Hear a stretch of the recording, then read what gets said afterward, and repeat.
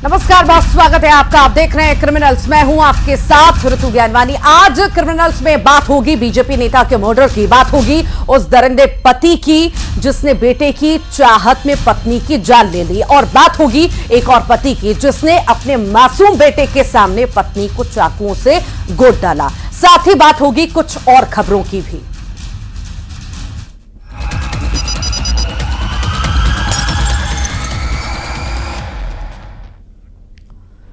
इंदौर में बीजेपी नेता मोनू कल्याणी की गोली मारकर हत्या कर दी गई। बाइक सवार बदमाशों पर हत्या के आरोप हैं। मोनू कल्याणी बीजेपी युवा मोर्चा के नगर उपाध्यक्ष थे। वो इलाके में निकलने वाली भगवा यात्रा की तैयारी कर रहे थे, तभी उन्हें गोली मार दी गई। आरोपियों ने एक से ज्यादा फायर किए थे। वहीं घटना के बाद मोनू के समर्थकों ने आरोपियों के घर पर हमला कर दिया और घर के बाहर खड़ी गाड़ियों में आग लगा दी।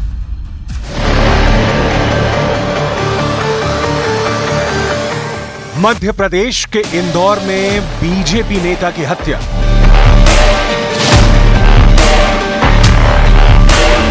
इंदौर में भगवा यात्रा निकालने से पहले कत्ल। हत्या के आरोपियों के घरों में तोड़फोड़ और आगजनी। मध्य प्रदेश का इंदौर शहर उस समय कांप गया जब रात के अंधेरे में बीजेपी नेता और कैलाश विजयवर्गीय के समर्थक मोनू कल्याणी को सरेआम मौत के घाट उतार दिया गया। भारतीय जनता पार्टी युवा मोर्चा के नगर उपाध्यक्ष मोनू कल्याणी की इंदौर में बड़ी पहचान थी। वो भगवा यात्रा निकालने वाले थे। एक रोज पहले रात के 2 बजे के करीब इंदौर के जेल रोड पर गणेश मंडल सभागृह के पास वो विशाल भगवा वाहन रैली के पोस्टर लगा रहे थे। इसी दौरान मोटरसाइकिल सवार 2 हमलावरों ने उन्हें गोलियों से भून डाला। मोनू कल्याणी की कल देर रात 2 से 3 बजे के बीच में 2 हमलावरों ने गोली मारकर हत्या कर दी। इस वक्त मैं चिमनबाग चौराहे के पास मौजूद हूँ और गणेश मंडल, ठीक गणेश मंडल के सामने कल 2 से 3 बजे रात की घटना है। यहाँ पर जहाँ इस वक्त मैं मौजूद, यहीं पर मोनू कल्याणी खड़े थे और ये पोस्टर जो इस वक्त आप तस्वीर देख रहे हैं, इस पोस्टर को वो लगवा रहे थे। विशाल भगवा वाहन रैली, हर साल भगवा वाहन रैली मोनू कल्याणी निकालते थे। वाल्मीकि समाज से आते हैं। हत्या क्यों हुई इसकी जांच पुलिस कर रही है, लेकिन कैसे हुई इस बात की जानकारी वहां मौजूद चश्मदीद ने दी। मोटरसाइकिल सवार 2 लोग आए। मोनू कल्याणी से उनका मोबाइल नंबर मांगा। जैसे ही मोनू ने मोबाइल निकाला, अचानक से उनके ऊपर तड़ातड़ गोलियों की बौछार हो गई। यहाँ पर जेल रोड पे खड़े हुए थे, भगवा यात्रा के झंडे लगा रहे थे। तो इतने में 2 जने आए थे गाड़ी से। तो भैया साइड में खड़े थे तो उनके पास में रुके वो और उनसे बात वगैरह कर रहे थे, नंबर वगैरह लिए थी। फिर वो भैया फ़ोन में लगे, इतनी में बंदूक निकाली और चला दी। 2 फायर करिए थे और एक हमारे पे करा था। पड़ोसी उसी मोहल्ले में रहते हैं, वो आए और उन आपस में बात कर रहे थे। उसी समय कोई फ़ोन नंबर एक्सचेंज करने की बात हुई। जब वो फ़ोन नंबर एक्सचेंज कर रहे थे उस समय उन्होंने 2 गोली उसके ऊपर चला दी। 2 गोली के खोखे तो हमको वहाँ मौके पर मिले हैं। चश्मदीद साक्षी राहुल था, उसका कहना भी यही है कि जब हम उनको बचाने दौड़े, हम झंडे लगा रहे थे तो हमको हमारे ऊपर ही फायर किए और मौके से भाग गए। घटना का कारण क्या है, घटना के पूर्व की रंजिश है या अन्य कोई कारण है, उस संबंध में कोई जानकारी नहीं मिली है। उधर मोनू कल्याणी की हत्या हुई, इधर शहर में कोहराम मच गया। मोनू के समर्थकों ने आरोपियों के घर में आगजनी कर दी। घर के बाहर खड़ी गाड़ियों को आग के हवाले कर दिया। देखते देखते आरोपियों के घर के बाहर धधकती आग दिखने लगी। बीजेपी नेता मोनू कल्याणी की जिन्होंने हत्या की है, 2 आरोपियों के नाम सामने आ चुके हैं, अर्जुन और पीयूष। ये जो मकान है, ये मकान जो है ये अर्जुन का है। अर्जुन के घर के बाहर पर ये जो गाड़ियां खड़ी थी, मोनू कल्याणी के समर्थक कल देर रात पहुंचते हैं। हत्या के बाद से काफी नाराज थे। घर के बाहर खड़ी गाड़ियों में आग लगा देते हैं, घर के अंदर जाते हैं और घर का एक-एक सामान जला देते हैं। अभी भी घर के अंदर से धुआं निकल रहा है, यानी बवाल शांत नहीं हुआ है। पुलिस और चश्मदीद के मुताबिक हत्या के आरोपी अर्जुन पथरोड़ और पीयूष पथरोड़ हैं। खबर यह भी है कि 4 महीने पहले ही मोनू कल्याणी ने आरोपी अर्जुन पथरोड़ को थाने से छुड़वाया था और कुछ ही दिन पहले अर्जुन और मोनू में कहासुनी भी हुई थी। जानकारी ये भी सामने आई है कि आरोपी अर्जुन का ब्याज का काम है।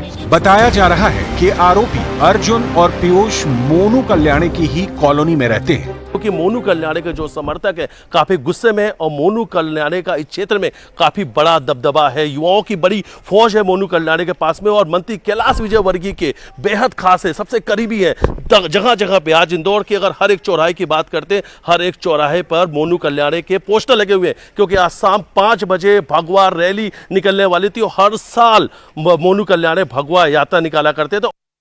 मोनू कल्याणी भारतीय जनता युवा मोर्चा के नगर उपाध्यक्ष थे। इसके अलावा वो बीजेपी नेता कैलाश विजयवर्गीय और आकाश विजयवर्गीय के खास थे। मोनू हर साल अपने इलाके में भव्य कार्यक्रम करवाते थे, जिनमें बीजेपी के वरिष्ठ नेता और अन्य लोग भी शामिल होते थे। मुझे अभी सुबह 6 बजे पता लगा और वो बहुत ही निंदनीय है। अभी पुलिस से मेरी बात हुई, उन्होंने कहा कि शायद उनके मोहल्ले के कोई व्यक्ति हैं जिनको वो ढूंढ रहे हैं वो। अभी मैं उसके बारे में कोई टिप्पणी नहीं कर सकता, पर हमारा बहुत ही आत्मीय कार्यकर्ता था, और आज तो उसने भगवा यात्रा निकालता हर साल। वो कल ही मुझे निमंत्रण देने आया था। वो बहुत दमदार कार्यकर्ता था। इंदौर में बीजेपी नेता मोनू कल्याणी की हत्या के बाद से ही तनाव है, जिसके बाद वहां पर भारी पुलिस बल तैनात कर दिया गया। फिलहाल इस मामले में दोनों ही आरोपी फरार हैं। आरोपियों की गिरफ्तारी के लिए क्राइम ब्रांच सहित अलग अलग टीमें बनाई गई हैं।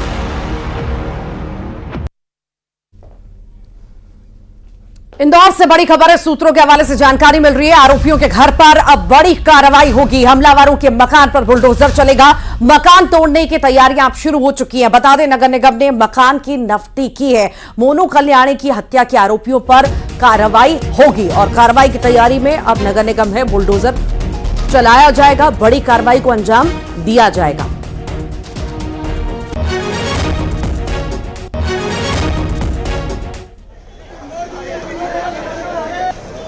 तो आरोपियों के घर पर बड़ी कार्रवाई करने की तैयारी में अब सरकार है। हमलावरों के मकान पर बुलडोजर चलेगा। मकान तोड़ने की तैयारियां भी अब शुरू हो चुकी हैं। बता दें, नगर निगम ने मकान की नफ्ती कर ली है। मोनू कल्याणी की हत्या के आरोपियों पर सख्त से सख्त कार्रवाई होगी। इंदौर, उज्जैन और ऋषिकेश में ट्रेन में टुकड़ों में मिली लाश की गुत्थी रेलवे पुलिस ने सुलझा ली है। जीआरपी इंदौर ने मामले की जांच अब शुरू की थी। पुलिस ने हत्या के मामले में उज्जैन के कमलेश पटेल को गिरफ्तार किया। पुलिस के मुताबिक महिला रतलाम की रहने वाली थी, अपने पति से झगड़ा करके उज्जैन पहुंची थी। रेलवे स्टेशन के पास ही रहने वाले कमलेश ने महिला से बातचीत की और अपने घर ले गया। महिला को खाने में नशे की गोली दी और उसके साथ रेप करने का प्रयास किया, लेकिन इस बीच महिला को होश आ गया और उसने विरोध किया। विरोध करने पर महिला के सिर पर लोहे की रॉड से हमला किया। इस वजह से वो बेहोश हो गई। इस बीच कमलेश ने महिला की गला घोंटकर हत्या कर दी। फिर एक धारदार हथियार से उसने पूरे शव के टुकड़े किए और अलग अलग थैले में शव को पैक कर दिया। घर से कुछ कदमों की दूरी पर रेलवे ट्रैक है और कमलेश ने शव को ठिकाने लगाने के लिए जब उसके घर के पास ट्रेन रुकी तो शव के ट्रेन में रख दिया। यही वजह है कि महिला के टुकड़े अलग अलग ट्रेनों में मिले। साथ ही कमलेश किसी सीसीटीवी कैमरे की नजर से भी बच गया, लेकिन महिला के शव के शिनाख्त होने के बाद पुलिस को उसके परिजन, माफ कीजिएगा, उसके उज्जैन पहुंचने की जरूरी जानकारी मिल गई थी। पुलिस ने जांच को उज्जैन में केंद्रित किया। जल्द ही कमलेश तक पहुंच गई। इस बीच कमलेश की पत्नी, जो मुंह बधिर है और पूरी वारदात की गवाह थी, पुलिस ने एक संस्था की मदद से कमलेश की पत्नी से बातचीत की, जिसने पूरे घटनाक्रम का खुलासा किया। इस तरह से बेहद मुश्किल दिख रहे केस को जीआरपी ने सुलझा लिया।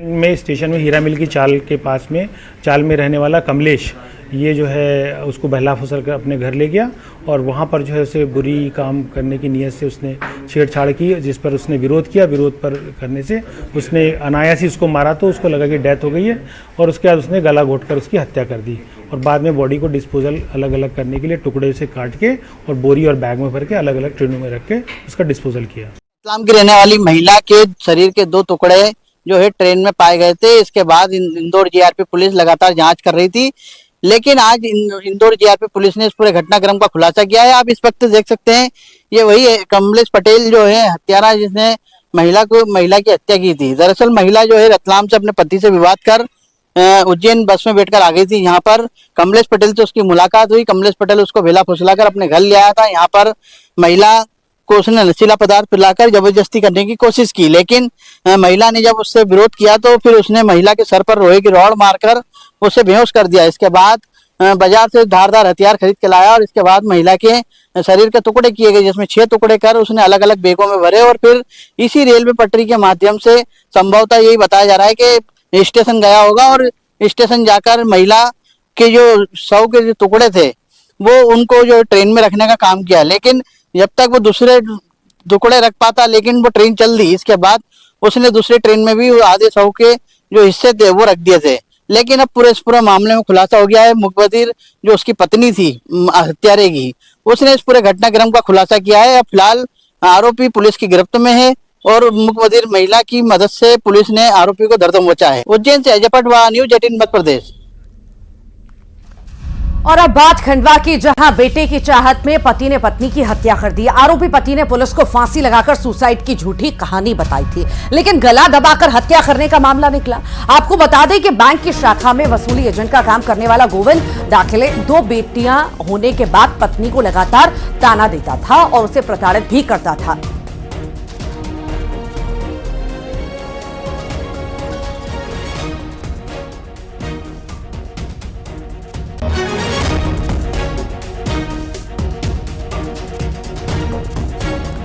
दुर्ग से बड़ी खबर का जिक्र कर रहे हैं। गौवंश का सिर मिलने से हड़कंप मचा हुआ है। पटेल चौक पर गौवंश का सिर मिला। गौवंश के सिर को पुलिस ने जब्त कर लिया है। घटना को लेकर हिंदू संगठनों में गुस्सा भी है। मामले की जांच पड़ताल अभी जारी है।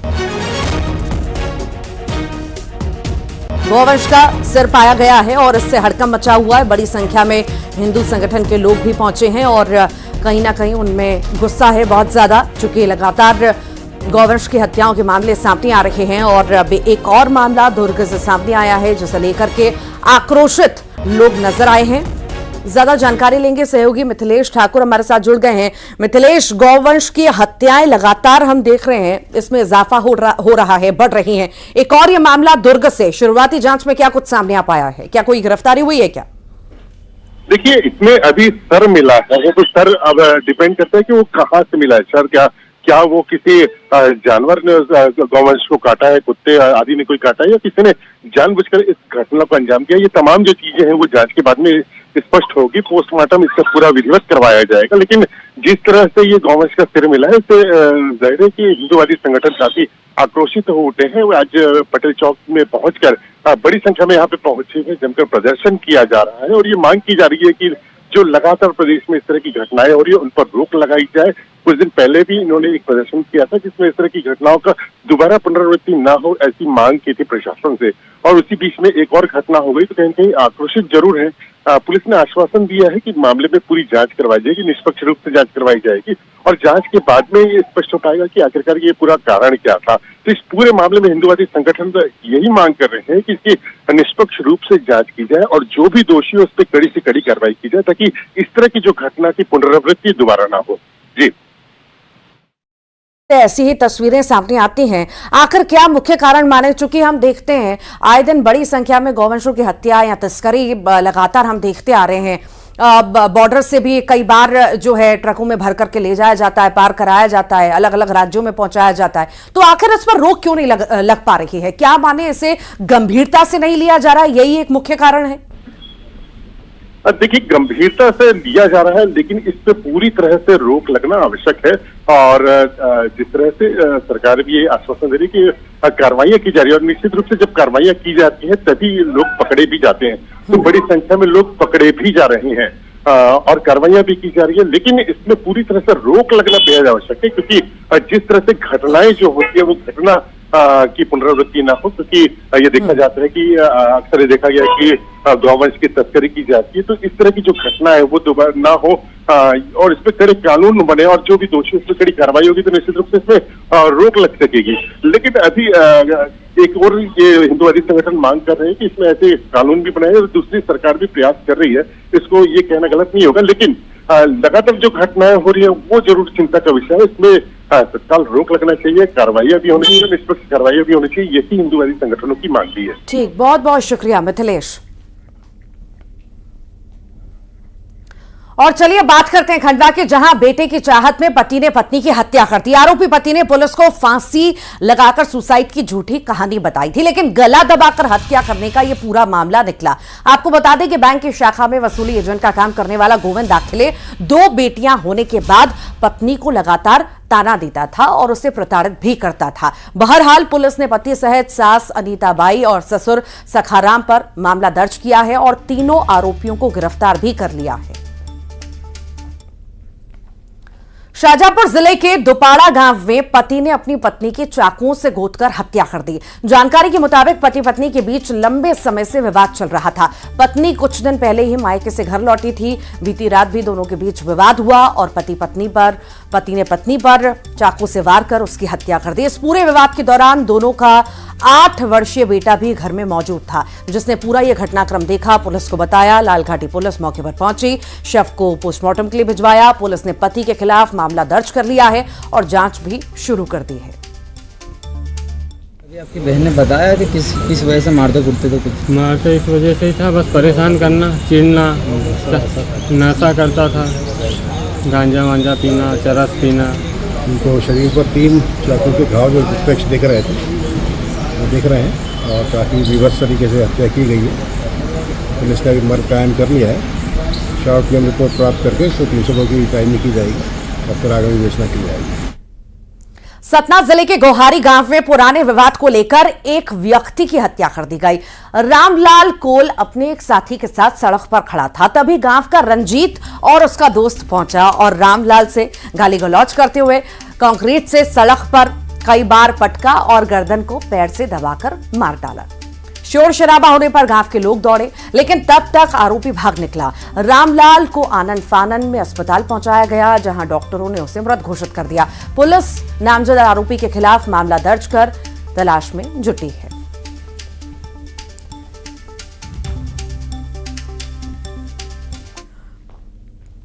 और उधर खरगोन के बड़वा में नहर के पंपिंग स्टेशन की जाली में 40 वर्षीय शख्स का शव अटका हुआ मिला। ओंकारेश्वर नहर परियोजना के सिरलाय पंपिंग स्टेशन की जाली में अटका शव मिलने से हड़कंप मच गया। मौके पर पहुंची पुलिस ने कड़ी मशक्कत के बाद गोताखोरों की मदद से शव को निकाला। शव की हुई शिनाख्त बलवाड़ा थाने के थरवर निवासी 40 वर्षीय कन्हैया के रूप में।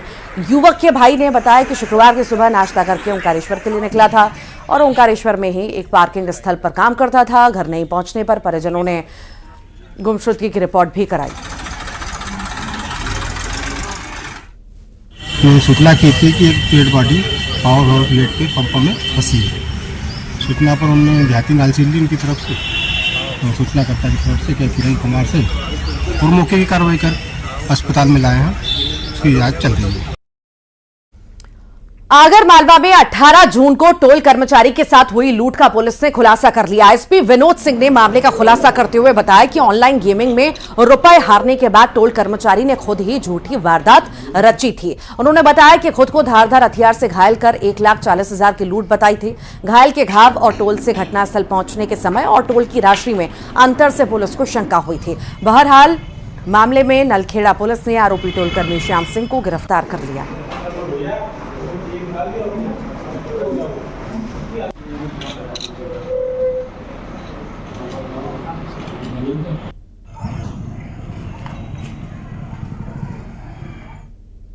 ब्लैक कलर की स्कॉर्पियो में आकर 3 लोगों ने करीब 11:30 पौने 12 के बीच में लूटपाट किया है।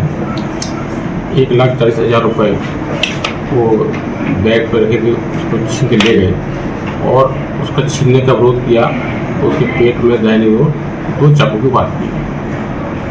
उक्त रिपोर्ट पर थाना नलखेड़ा में धारा 394 IPC का पंजीकृत किया गया। इसके बाद इसकी विवेचना प्रारंभ की गई। और आइए अब देखेंगे क्राइम टॉप 20।